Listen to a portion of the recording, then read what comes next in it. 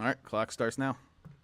When our Lord promised to St. Peter the Apostle that he would pray so that his faith will not fail, Luke 22:32, that was a promise for a charism of infallibility which would be active after the church was bought with blood, Acts 20:28, so that his successors would protect the deposit of faith until the second coming. The point of this debate is to show that the doctrine of infallibility was known and existed in the first millennium church in a way which can be demonstrated with the utmost clarity. The patristic reasoning for this doctrine can be formalized as follows. Rome is the divinely instituted head, root, or font of the church, and the church is indefectible. Then papal infallibility is true. Rome is the divinely instituted head, root, or font of the church, or fount of the church. The church is indefectible. Therefore, papal infallibility is true. This should be pretty obvious. If we can demonstrate that the visible church cannot fail and it has a single principle of unity which defines whether you are in or out of the body, then that head, which is a necessary constituent of the body, cannot ever lead the entire church to error and cast off from the rest of the church.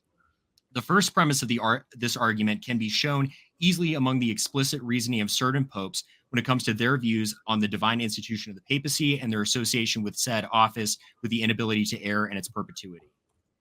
As early as 382, during a council held in Rome, Pope St. Damasus says the following and notes that the papacy is divinely instituted, it's set apart from the other churches by his office, and that the papal see is free from error in some sense. In the next century, St. Leo gives us a little bit more specificity that the Pope, in virtue of his divine office, can decree certain things due to his papal office, which we will later show is the ability to bind the whole church to a certain defined doctrine. Finally, we have the letter of Pope St. Agatho to Constantine IV, addressed to the Sixth Ecumenical Council, which gives a clear statement of the infallibility of the Pope based on the divine institution of the papacy. Now that we've established the fact that the divine institution is the basis by which the papacy stays immaculate in doctrine, and thus popes cannot be deposed on the basis of error, we move on to the notion of headship. In 1 Corinthians 11:3, we read that the head of every man is Christ, and the head of Christ is God. Very early on, the fathers viewed the church as having its ultimate head in Christ, and per each level of the church's hierarchy, a head which becomes the principle of unity for its body and its members.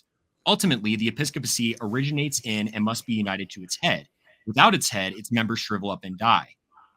Many of these notions can be found as early as the 3rd or 4th centuries, and you can read them on the slide here. In all of these examples, we see that there is a unity of the episcopacy, which is undivided with its principle of unity, or its ongoing foundation being its head, which it cannot do anything without. Now, you may object and say that these quotes do not show that there is a necessity to be in communion with Rome, but this is actually explicitly stated by St. Jerome when he says that the seed of Peter is the Ark of Noah and the solution to any schism. This position is further strengthened by the Formula of Hormisdas, a letter sent to all the archbishops of the East with the requirement to sign on to a formula defining the church as being made up of those in communion with Rome and not to ever concelebrate with anyone outside it. Finally, we have the perpetuity of the church, which Luigi and I both agree upon. Although I have some quotes up here, you can pause and read which exegete Matthew 16 as applying perpetuity to the papal office. Now that we have established the patristic reasoning behind papal infallibility, that there is a principle of unity which keeps the episcopacy unified and is indefectible and cannot teach error, we can demonstrate this happening in real time in history. In order to do this, we must define two ways by which the Pope can exercise his office as teacher and head of the universal church in which he is protected from error. Ex cathedra, where the Pope defines solemnly on faith or morals in his capacity as the teacher of all Christians, and via an ecumenical council, which requires papal ratification either before, during, or after a council. Luigi's task now, in order to defeat my position, is to contest that neither of these modes of teaching by the Pope have occurred in the first millennium.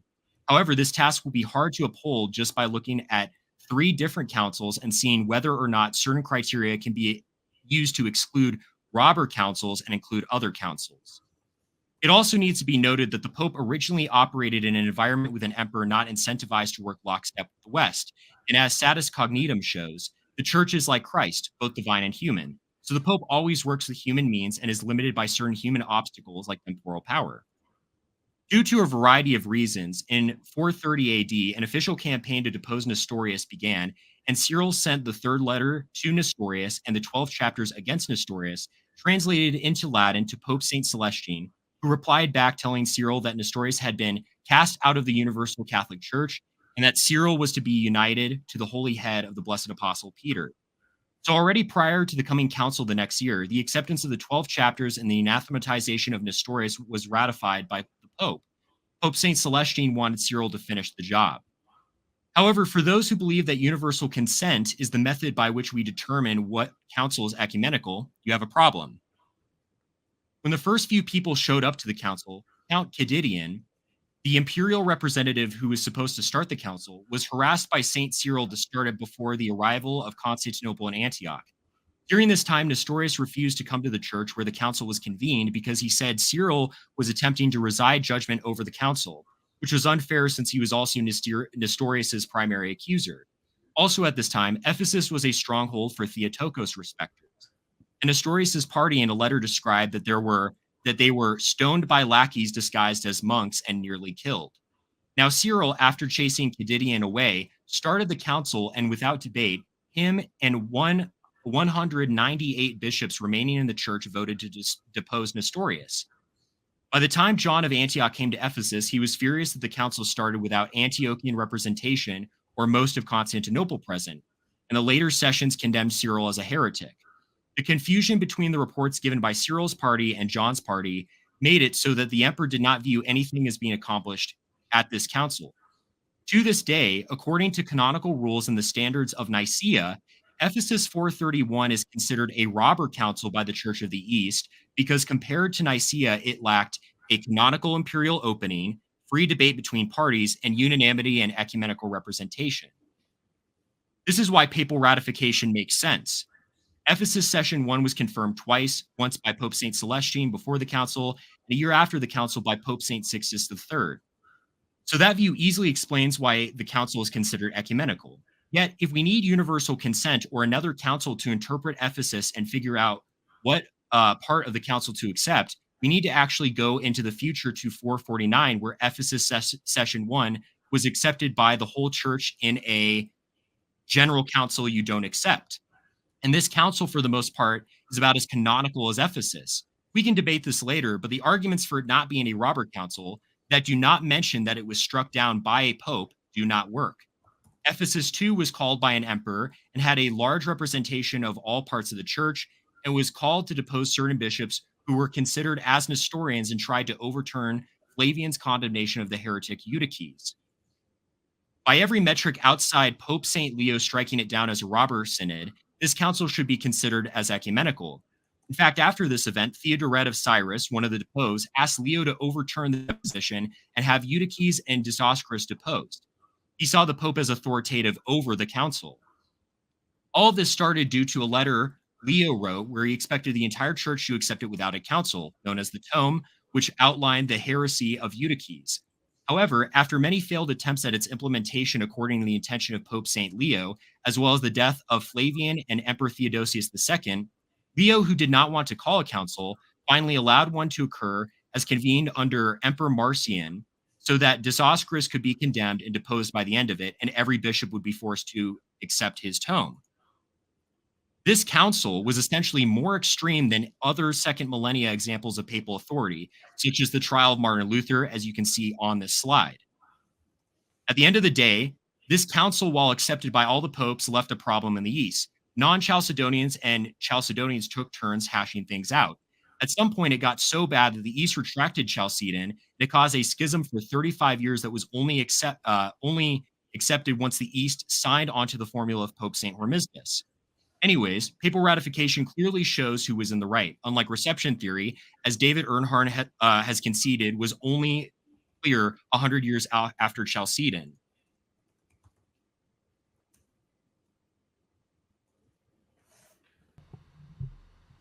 Here, I'll pause the clock while you get that video. I know you said you wanted to play something. Oh, is the video not playing? There's no audio coming through. Oh my goodness, sorry about that. Can I thought I had set it to here. I believe you. I believe you. No, that's fine. I do want to play that video though. It is very important. Oh, I guess I didn't click the. My goodness. Yeah, sorry. Just make sure it says share system audio. It did. Yeah. All right, try again. Chalcedon in the church. There were Origenists in the church.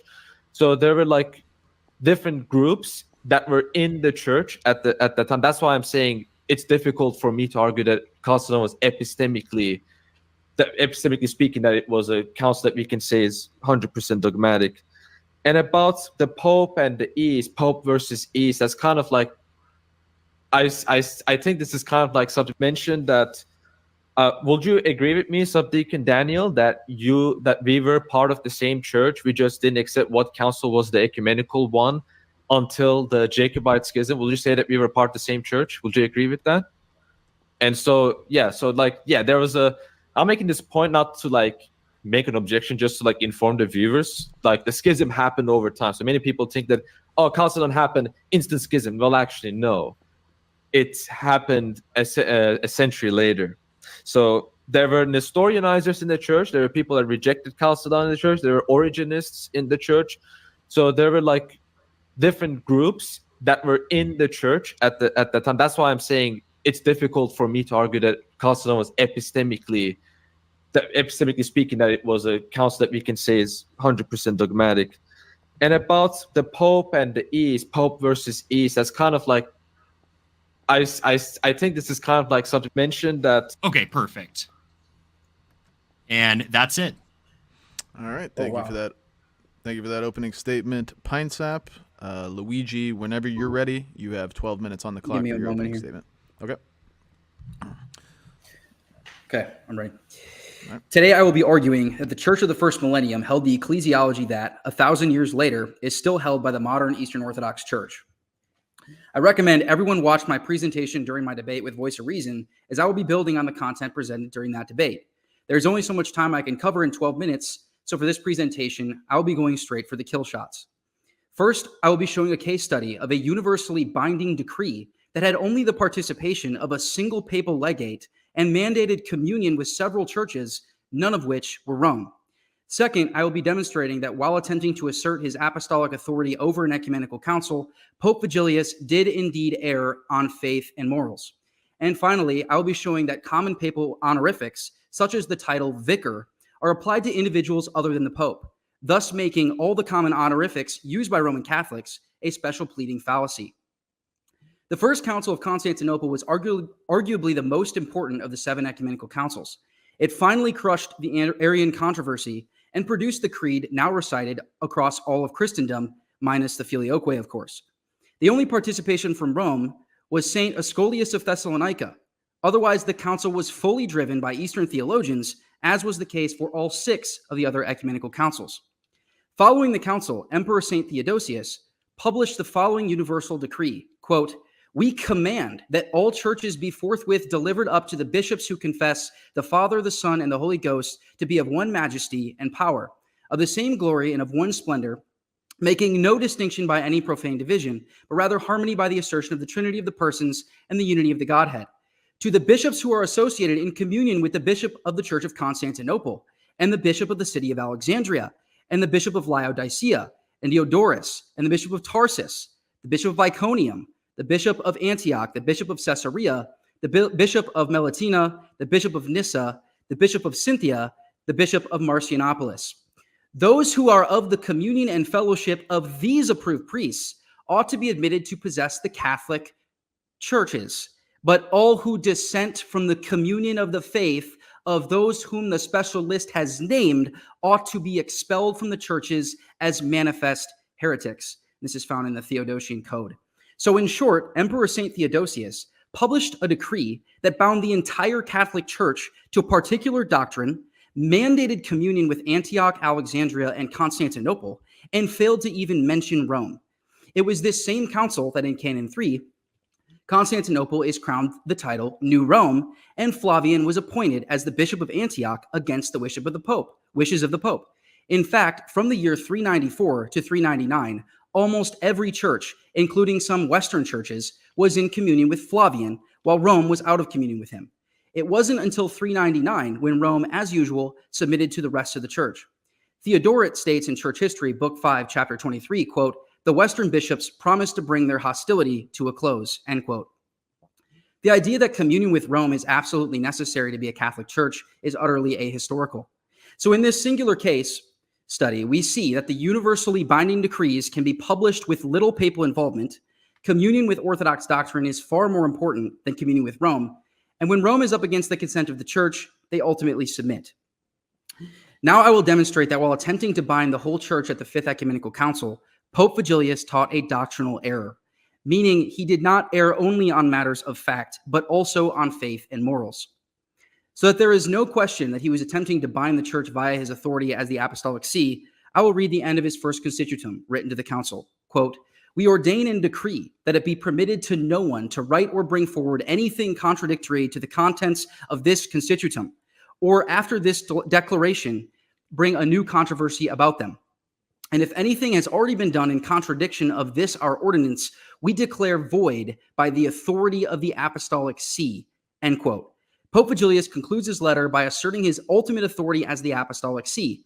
He says that following this letter, there is to be no new controversy regarding the 3 chapters or the letter to Maurice from Ibas. It is the final declaration to which no one should question, by the authority of the Apostolic See. Not only are Vigilius's lofty claims rejected by the council, but he is excommunicated until he finally repents 2 years later when he releases his second constitutum that retracts the first. In fact, the council states, quote, "We have pronounced that his name is alien to Christians," end quote. But what were the contents of this first constitutum in which Vigilius attempted to bind the church with?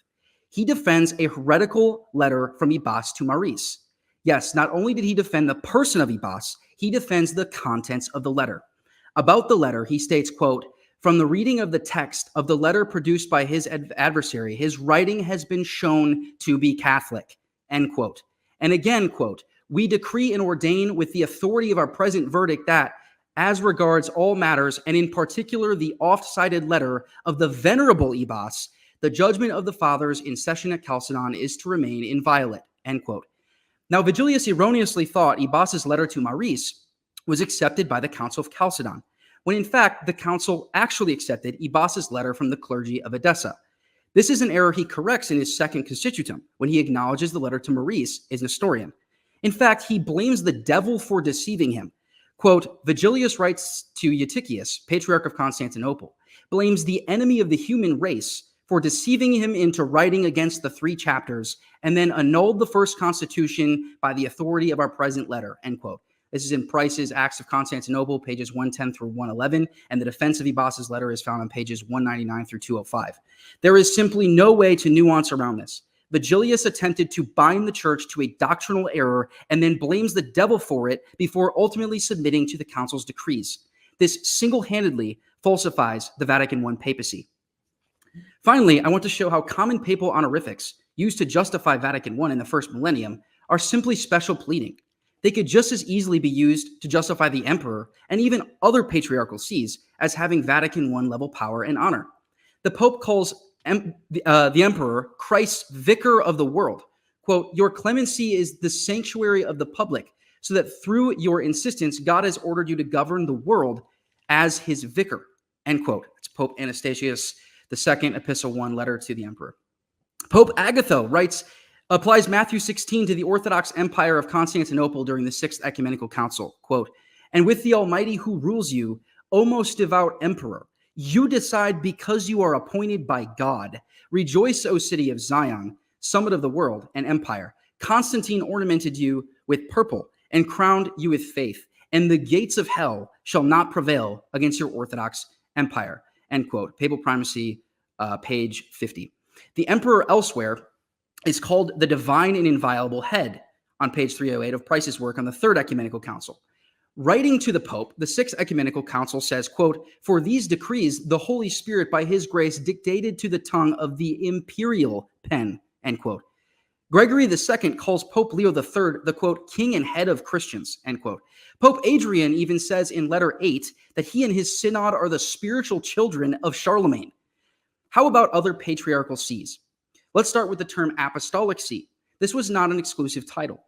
During the Council of Ephesus, in its July 16th session, St. Juvenal of Jerusalem calls his own patriarchate an apostolic see. Eastern patriarchates were also in passing called apostolic sees during Nicaea too. Additionally, both Justin the Emperor, who enforced the formula of Hormisdas, and St. Augustine say that being in communion with Jerusalem is absolutely necessary to be a Catholic church, and no one would dare break communion with them. Justin says to Pope Hormisdas, while demanding he compromises on the formula for Mistas, quote, unite everywhere the venerable churches, and especially the Church of Jerusalem, on which all bestow their goodwill, as being the mother of the Christian name, so that no one dares to separate himself from that church, end quote. Of note, Hormisdas complies with the emperor.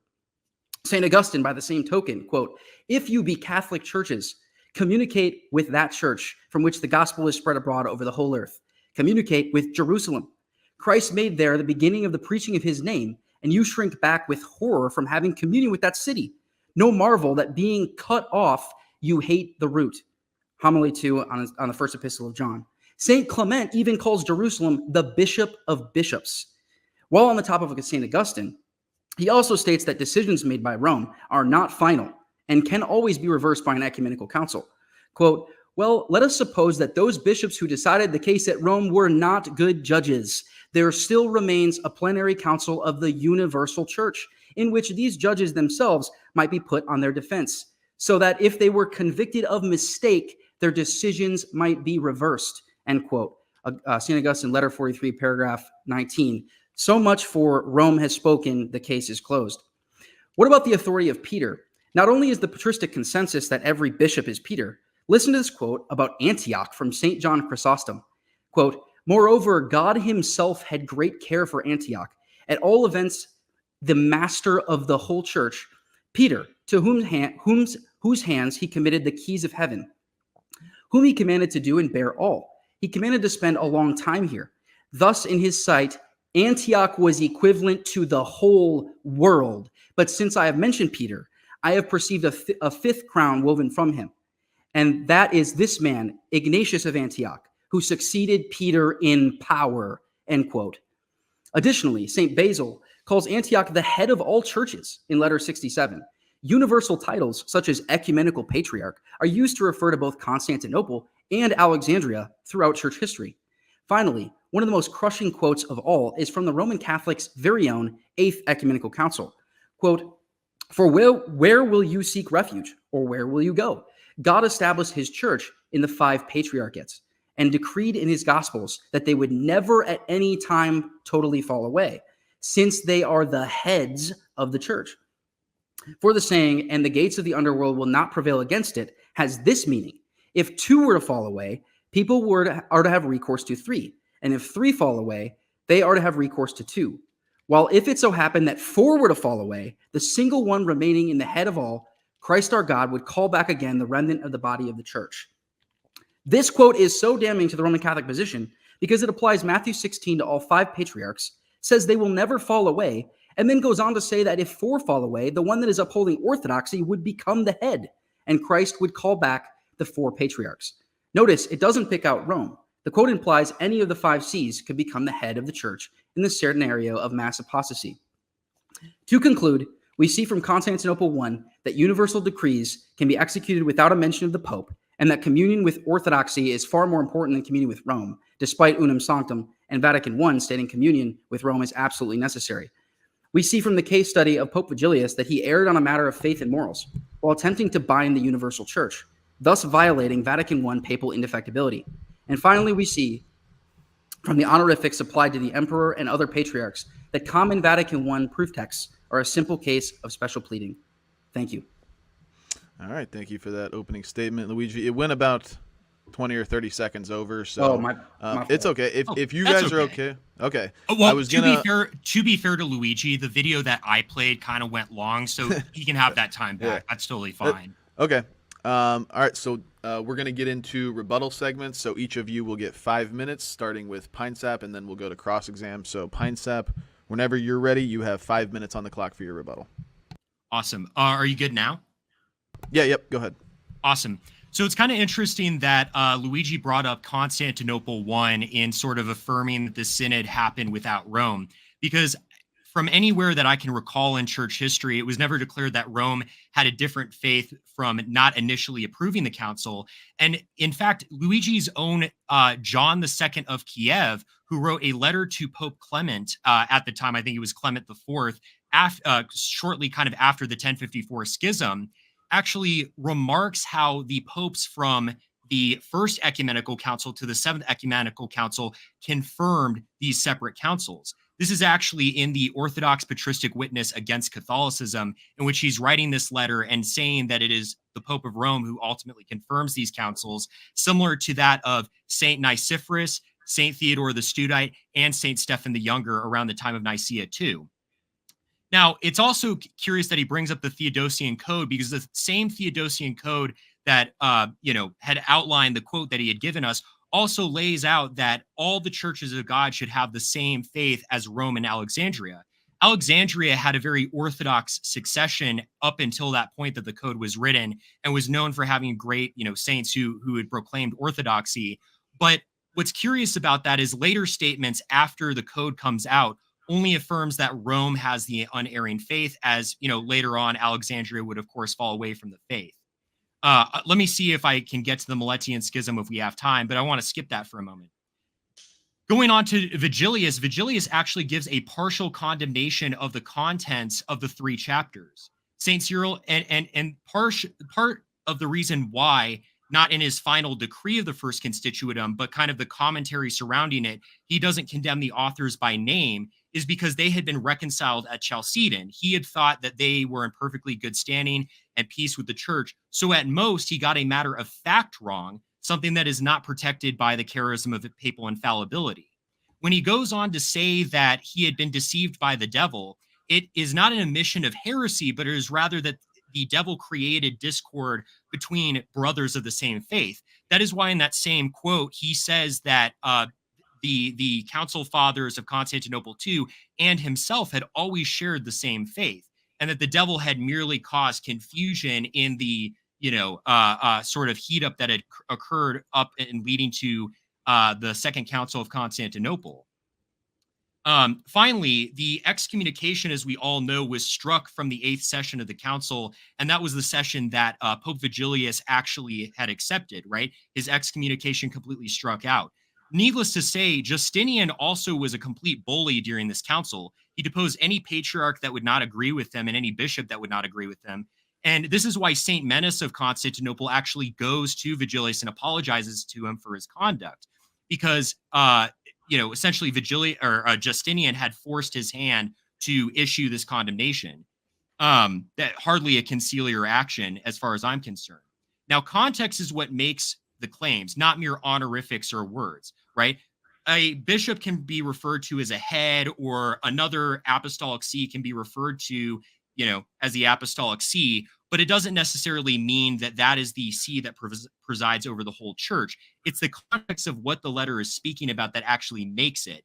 And in fact, actually post-schism, we acknowledge that there are other Petrine sees established by Peter, but, Rome was, of course, given the presidency or presiding over the entire church. You only need to see the, primary sources around the crusading times of Pope Innocent III referring to Alexandria and Antioch as Petrine sees. This is one of the most ultramontanistic popes that would have lived during the medieval era.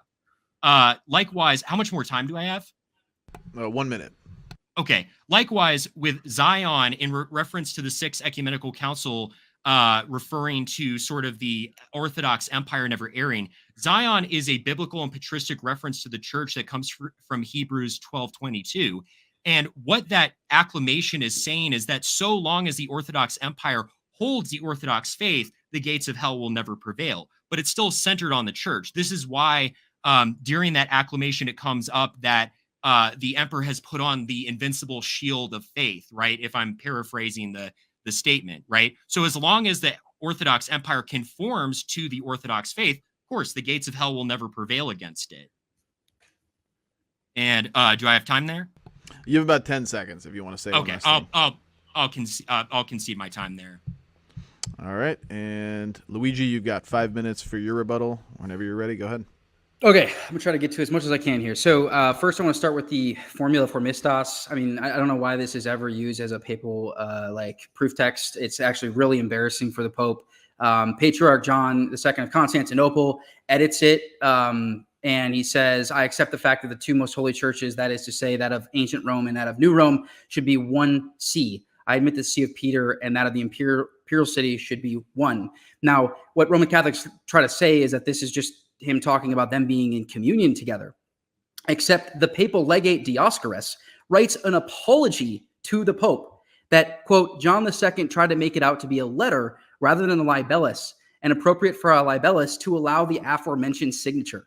So if this was just, oh, yeah, it's just Rome and Constantinople are in communion together, if that's all he was saying by saying they're one see, then why is the papal legate apologizing to the Pope for allowing that signature? Additionally, immediately after the form of Hormisdas, actually, one more point on the form of Hormisdas. As I said in my opening statement, the Emperor Justin was actually the one who drove the signatures, and he required of Hormisdas that it would be edited. And Hormisdas accepts those edits. He says, been set up from the hearts of the apostles, Peter and Paul themselves, in these apostles, the banner of faith. So he accepts the edit where Paul is included in the Hormisdas, where initially it was just Peter. And as I read earlier, Justin demanded this be the case in order to include Jerusalem because communion with Jerusalem was considered to be absolutely necessary to be a Catholic church.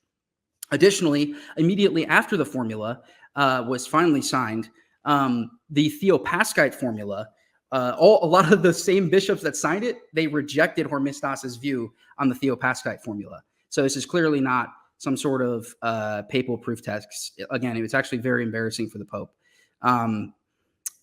I talked about headship. I mean, like just the fact that there's quotes that call Rome the head. I mean, there's a sense in which, of course, they were the first see. All the patriarchs are called heads. The emperor is called head probably more times than the Pope is. So again, that's not a Vatican I proof text. As far as the Council of Ephesus, I want to read St. Cyril. He brought up St. Cyril. Constantly says that Celestine is the head of the Western churches. And he says this, this is Price, page 159. The Holy Council of Rome issued a decree excommunicating Nestorius and indeed wrote to your piety Patriarch John of Antioch. The instructions that must be followed by those who wish to remain in communion with all the West, for we ourselves, Alexandria Synod, shall follow his judgment, fearing to lose the communion of so many. So he was concerned about losing the communion of the West. That was his concern. In fact, when there was a papal honorific read at the Council of Ephesus, St. Cyril immediately replies. He says, they, the Roman legates, have pronounced as representatives of the Apostolic See and of the entire Holy College of the most beloved and most holy bishops of the West. They have given their assent to the verdict against the heretic Nestorius.